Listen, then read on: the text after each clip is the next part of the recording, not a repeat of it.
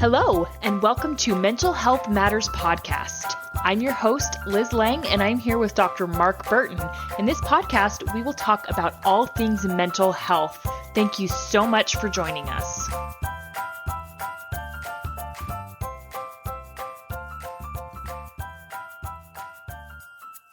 Hey guys, welcome back. Thanks for tuning in. Today, we are going to do part 2 of 3 in our big 3 topic, the big 3 in marriage. And today's topic is going to be sexuality.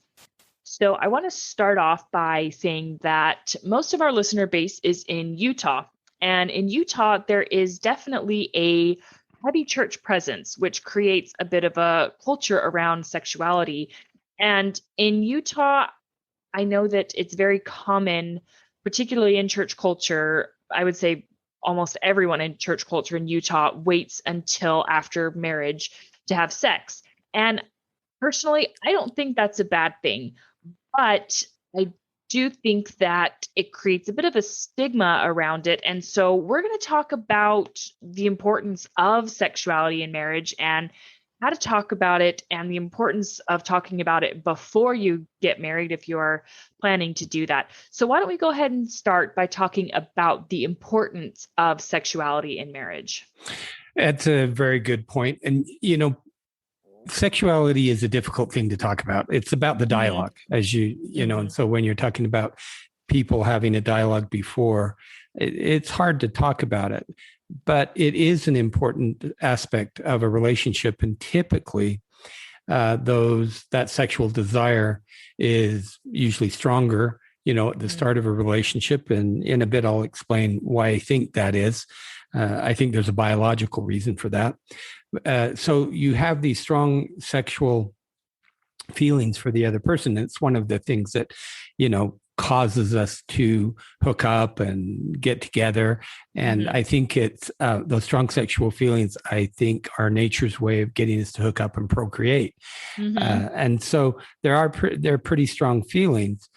But the problem is we don't talk about it. And then the second piece is that often we assume that strong feeling is always going to last. And it doesn't. And so what I'd like to do is just give my little sex education piece right now, which I do for most couples, because I think there's a lot of misunderstanding. And I'm on my way to answer the question of why is sexuality important in marriage.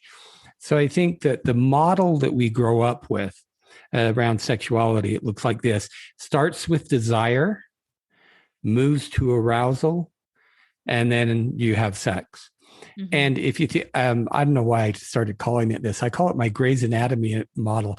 And Grey's Anatomy is probably so old, but our listeners may not even know what that is. But the Grey's Anatomy model is that it's so heavily focused on desire. Because if you ever watch this show, they were so passionate. They get in the elevator on the first floor, and by the time they're up to the 5th floor, they've had sex. And it's, that's a bit facetious, but it's just a very strong desire. So a strong desire model.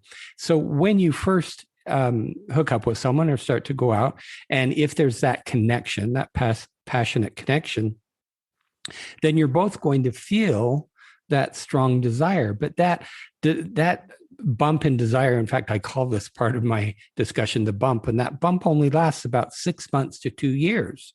And if we were to test, like I think this is true across heterosexual couples and same-sex couples, that if we were to test the testosterone in your blood at that point, it would be higher for both people. And again, I think it's just nature's way to get us to hook up and procreate. Now, and that would even be true for females in the couple, that their testosterone is going to be higher. But then, and so if you think of the difference in males and females, and males generally have a lot more testosterone than females. And so for men, that high desire model continues, typically throughout the marriage. For women, that's definitely not the case. Again, for most women, that after 6 months to 2 years, then that hormonal, the increase in testosterone, the hormone goes back down. And that throws a lot of people off because they think, oh, we aren't in love anymore. So the passion decreases. Mm-hmm. And so I think it can be, the passion can decrease just as a factor of time. Mm-hmm. It can also be if you have children. Yes. And also typically, you're feeling more comfortable in the relationship. And so you've got jobs. And at that point, you've been married, you might have kids, you're working, and you're going to be tired. There are more stresses. And so there are a lot of factors that come in and kind of override that first model of desire, arousal, and then sex. Mm-hmm. And so I hear this a lot, that sexuality is kind of the glue that keeps us together. I don't know that I'd term it that, but it is important. And so if you look at statistically in marriages that aren't doing well, then sexuality represents about 80% of the unhappiness, the marital unhappiness. So when the marriage isn't doing well, then sex is really big. If, however, you've got a marriage that's really comfortable and a good marriage, then sexuality is only about 20% of the marital happiness. So when things are good, it's not as big of a factor. If things aren't very good, it becomes a very big factor. And so I think it's one of the ways that we connect, and that's its importance. And we could go on forever about the differences between men and women, which I think there are, and a lot of it's cultural, a lot of it's physiological. But this is what I often see. For men, they want to be connected to their spouses, but often they don't know how to do that in an emotional way. Yeah, I can see that. And I think this is true for every male that I talk to, that one of the ways they get that connection is through sex, and at the end of being sexual with their partner. And because there are all sorts of other hormonal things that are going on, once you've had sex for both people. But I think for men, it's just, often men have the stereotype is, oh, men always want sex. They always are thinking about sex, which I think a part of that, they're certainly thinking about sex more often than women, but I think it's hormonal primarily. Right. Yeah. I think second to that is it's the way they feel connected. And so often when I see couples and they come in, they're long-term, what I'd call long-term relationships. So over 2 years or over 5 years. And that sexual desire, at least often for the females, is decreased. And part of that's hormonal, part of it's if you have children, if you're working, if you're stressed. And so what generally the females want is they want to have more of an emotional connection before they have the physical connection. See, and so in that way, it's backwards. They're kind of flipped, right? Yeah, it's a little bit backwards. As a male, I want that emotional connection. So let's have sex and I can have the emotional connection. The females are saying, well, I really want the emotional connection. So let's get that first. So I think in long-term couples, you have to have a different model. So going back to that model of desire around my arousal, sex, my Grey's Anatomy model.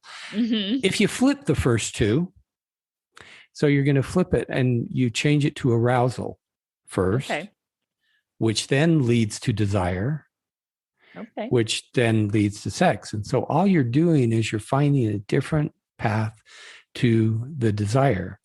And so, we won't go into a lot of detail about arousal because that's different for every person.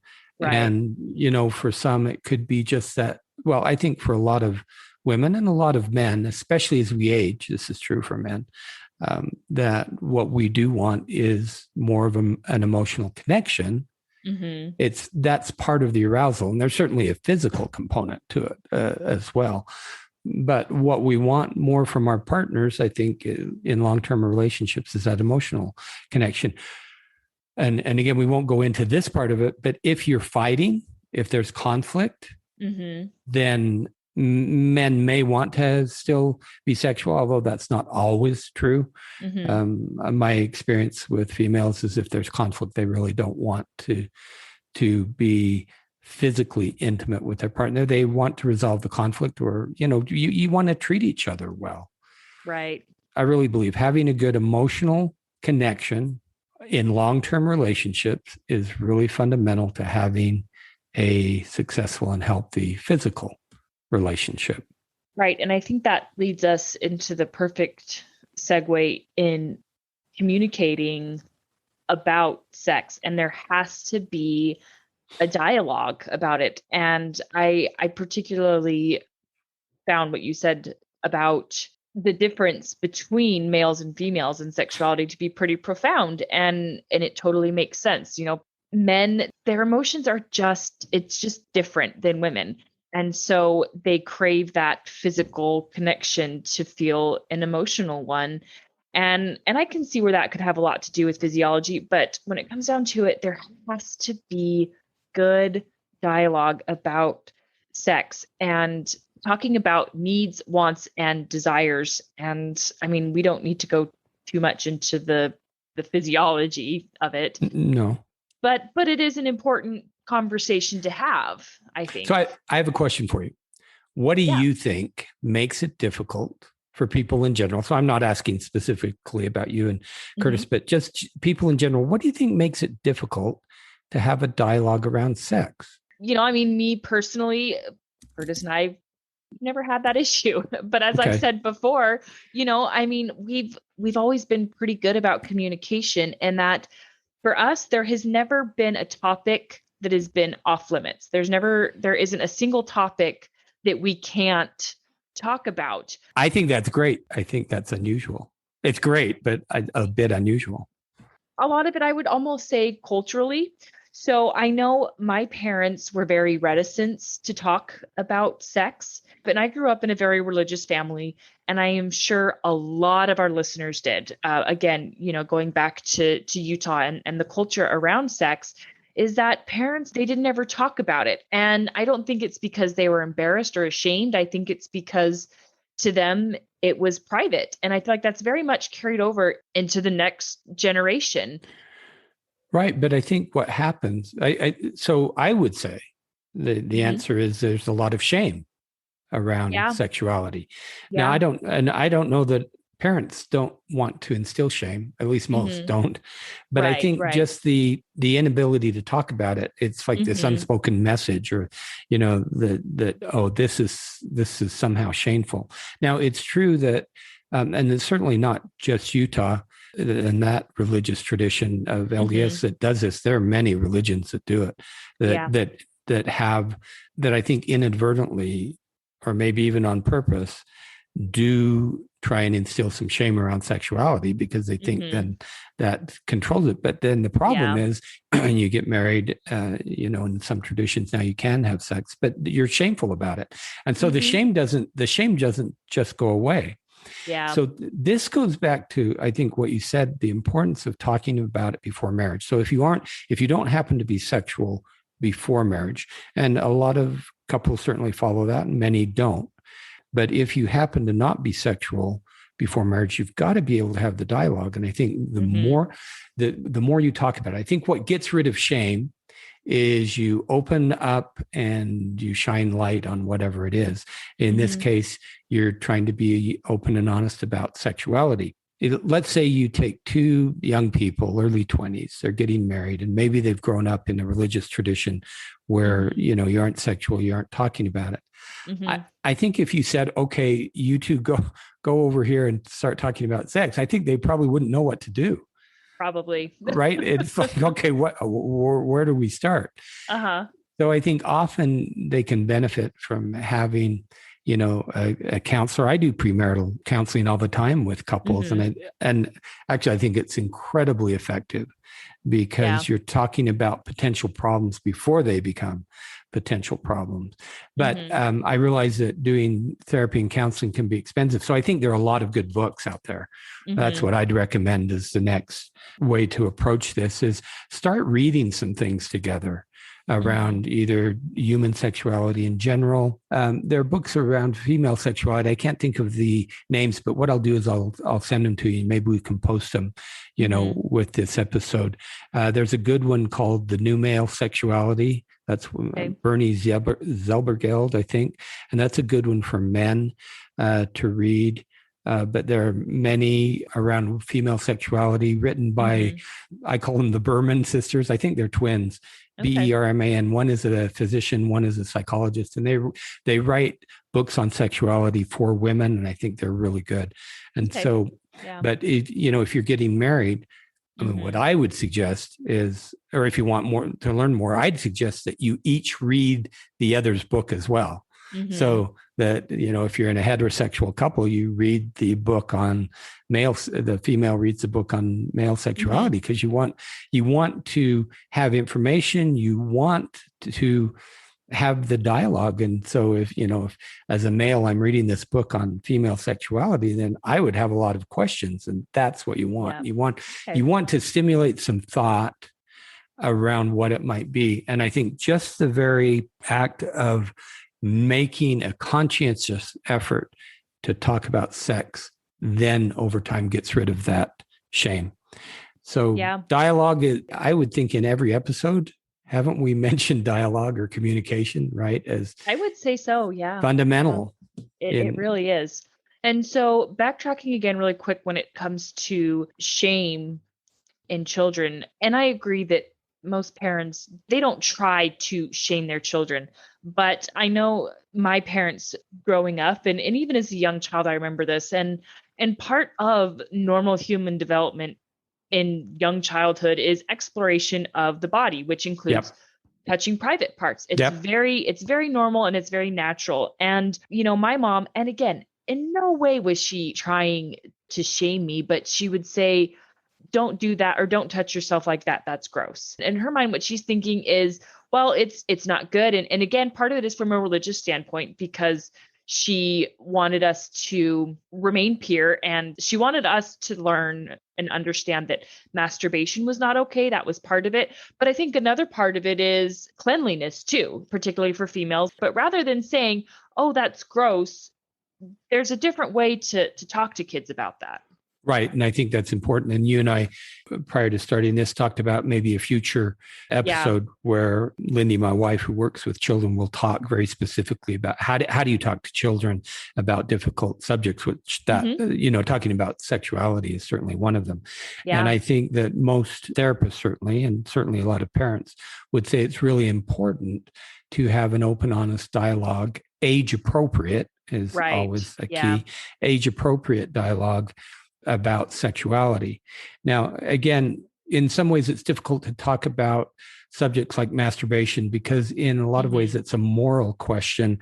And so each family growing up is going to have their own, way to talk about that. But still, it's a pretty natural act. And, from my perspective as a psychologist, we are sexual beings. And so that is a normal thing to do. Right. But that does not take into account each family has their own way of handling it. But let's say, even if you come from a family where that's not okay, I think you can talk about it in a way that doesn't instill shame.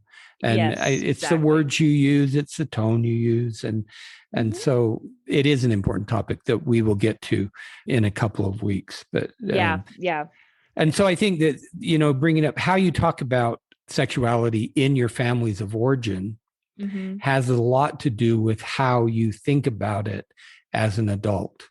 Yes. And so if I am working with a couple and there are issues around sexuality, then usually I'll ask about their family of origin and how sex was talked about in their home. And sometimes, well, probably more often than not, it's not talked about. Yeah. And then you ask, how was that? It's like this, it's almost like a taboo thing, which is, you don't talk about it, but everybody's going to have sex when they're older and when they're in a relationship. And so here's this thing we never talk about in my family. So I have this idea, well, either this is really bad or taboo, we don't talk about it, or it's shameful. So talking about it in your family of origin with kids, you don't want to instill shame. And I think there are ways that you can avoid doing that. Yeah. And that'll be, like you said, that'll be a really great topic with Lindy coming up. So as we age and as we mature, our sexuality, it does change, particularly if you're in a long-term committed relationship. Which, I mean, I've been married for 10 years. And I remember when I first got married, one of the things that I was worried about was losing that feeling of what you described earlier, that deep passion, that deep desire, the thrill of falling in love, because it really is a thrilling thing. And a part of me was like, man, am I going to look back and am I going to miss that someday? And me personally, what I found is being in a long-term monogamous relationship with my husband has brought a much deeper sense of emotional fulfillment. And so we don't have that high, I guess you call it, of falling in love, but we do have a very satisfying, deep sense of commitment to one another. So I think that thrill of falling in love, this is just an aside, but your brain actually is reacting very similar to if you were on cocaine. So I've heard that before. So yeah, we really like that. And that, for some couples, that is a problem because they want to feel that passion. Yeah. So, and so what happens is, if you have children, you're working, their stress goes up, you've been married, 5 to 10 years or longer. For a lot of couples, they tend not to have as much sexual activity with each other. And that becomes a problem. I think that most sex therapists would say that you should be sexual with your partner about once a week. In fact, if you look at really happy couples and you ask them how often they're having sex, they're having sex about once a week. If you go longer than about 2 weeks without having sex, then it gets hard to get back into, that activity. Physiologically speaking, the more we have sex, the more we want sex. And if we don't have sex very often, then it's almost like a part of us turns off, and so you have to figure out a way to jumpstart that sexual desire again. So I think that what a sex therapist, here's what goes along with that second model, which I described earlier: arousal, desire, sex. What that actually means is that you have planned or scheduled sex.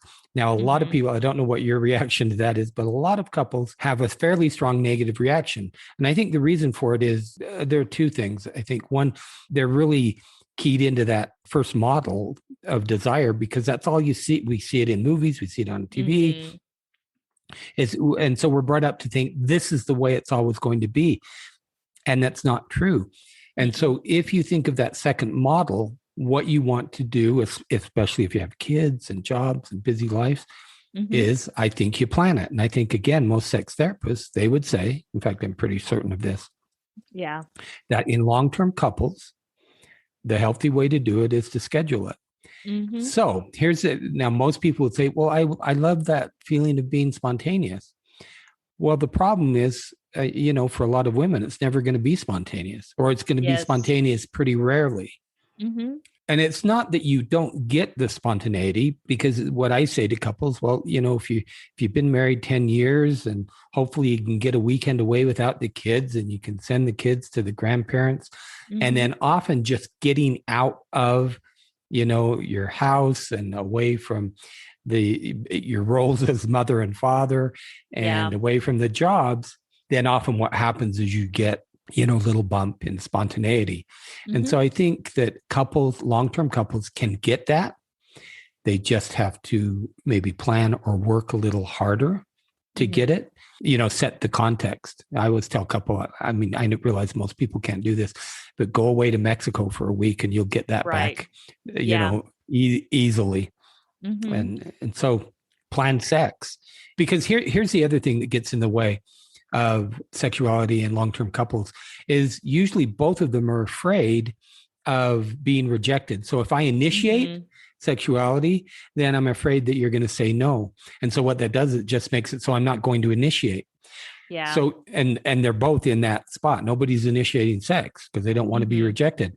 And so if you go to a planned sex or scheduled sex, it takes that out of the equation. Nobody's initiated. You've had a good dialogue, and you've decided, here's what we're going to do, and it happens. And so there's no fear of rejection around sexuality. And guaranteed, if people who are listening try this, let's try it for, say, a month, it feels just as good and it's just as connecting as the first model.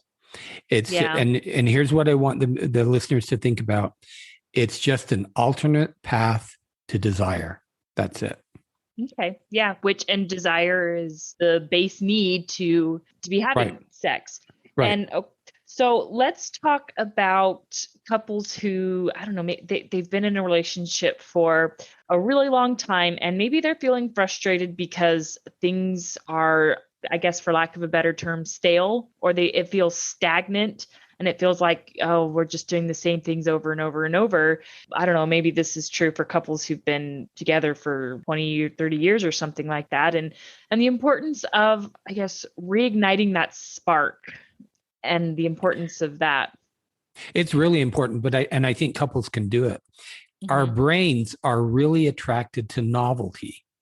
So this is the example that I give, and not just sexually. And the example I'm going to give, most couples wouldn't do this.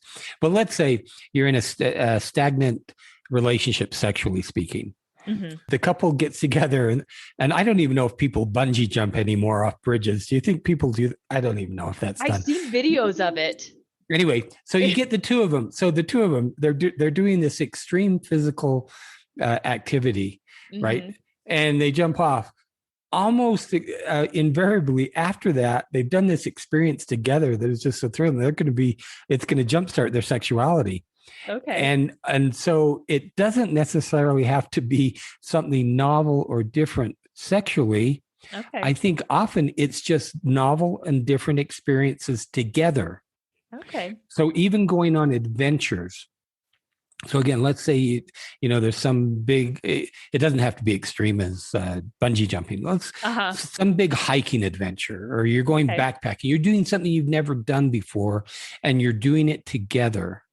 The chances of it reigniting that sexual passion is pretty high. And it's just because of the way the brain works. But I think going back more specifically to sexuality, again, it's talking about it. And so you have to be brave enough. You have to be vulnerable enough to talk to your partner about it and say, this is what's going on with me. Is there something we can do about it? And so you start the dialogue. And I think that within, again, this is my own position on this, that if you're in a monogamous relationship and there's no coercion of either partner, then I think there's a lot that should be open to you as a couple, exploration. And again, if you go back to family of origin and maybe even religious traditions, sometimes we think there aren't things that are available to us. I don't think that's really helpful, because I think you're in a monogamous relationship. You're committed to each other. And so, but there can never be coercion, never, with either one. I agree. And you have to have a good dialogue. But talking about it, first and foremost, that's the thing to do.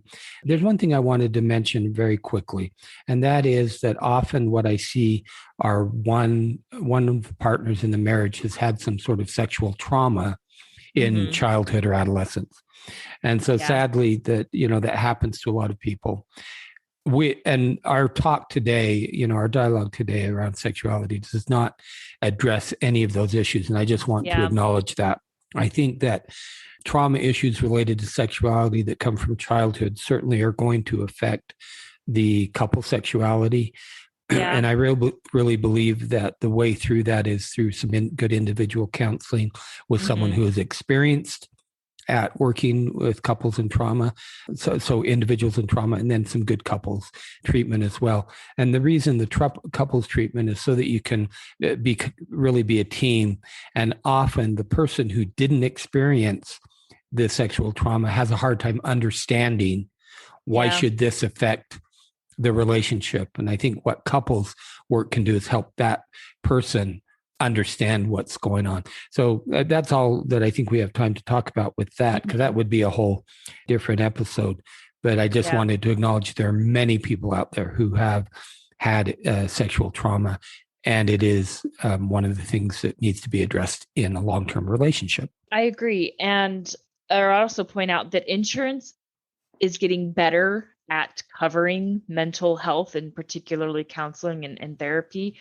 And so reach out, insurance. I mean, if you need counseling, it's one of those things you can't put a price on a good relationship, on a good, healthy relationship. There's really no price for that. So I think if you're really struggling and if you feel like you need counseling, find a way to do it if at all possible. I agree with that. And also a lot of couples resist because they think, oh, we're going to go into the black hole of counseling and we'll never get back out again. Yeah. But I think often you just need a few sessions to help, with someone who's really good at guiding or directing and even saying, read this, look at this, do this. I think it's very much that type of process. I'm sure Dr. Burton doesn't want to toot his own horn too much, but I will. So if you want to talk to Dr. Burton about counseling, AspenGroveCounseling.com is his website. And so we certainly have therapists who work with people with trauma. Okay. All right. So next week, we are going to talk about extended family. So stay tuned for that, and we will see you all then. Have a question for Dr. Burton? How about a topic you'd like us to cover? Send us an email at mentalhealthpod21@gmail.com. This podcast was produced and edited by Liz Lang. Music is by Audio Lounge.